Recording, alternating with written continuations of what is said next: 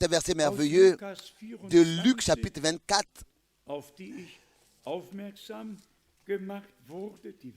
duquel j'ai été aussi...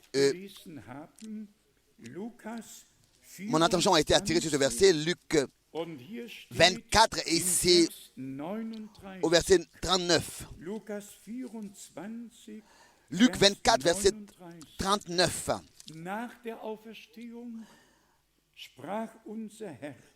Après sa résurrection, le Seigneur dit ici, « Voyez mes mains et mes pieds. C'est bien moi. » Ici, en allemand, « Je suis ici corporellement. » Je suis ici corporellement. C'est bien moi.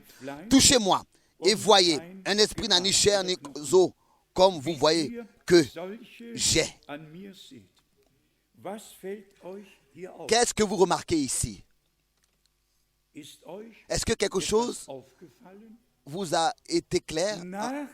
Après la résurrection, dans le corps du Seigneur, il n'y avait pas de sang.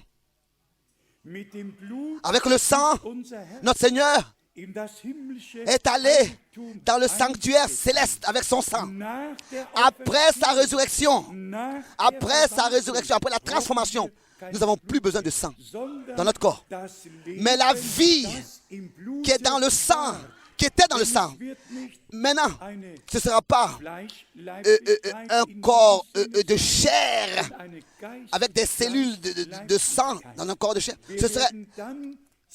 Nous serons transformés tel que c'était dans Genèse, dans le jardin d'Éden, à partir du verset 26 jusqu'au verset 28 du premier chapitre, que Adam, d'abord, avait été créé à l'image de Dieu. Et c'est seulement après, dans Genèse chapitre 2, verset 7, que celui qui avait été créé a été formé de la terre dans un corps. Il a été placé, ce qui avait été créé auparavant a été placé dans un corps de chair qui avait été formé de terre.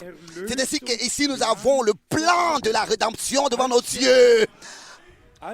Alors que le Seigneur avait visité Abraham dans Genèse chapitre 18, il a mangé et il a bu avec lui.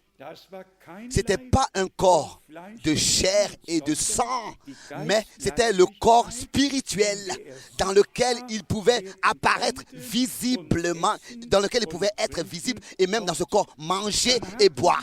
Ensuite, nous avons les versets merveilleux qui parlent de la rédemption, c'est-à-dire que la chair et le sang ne peuvent pas hériter le royaume de Dieu, ne peuvent pas. Et c'est peut-être raison que notre Seigneur est venu dans un corps de chair et de sang. C'est pour cette raison qu'il est venu, pour que la chair et le sang soient sauvés, pour d'abord donner pour la chair et le sang sa vie, et pour que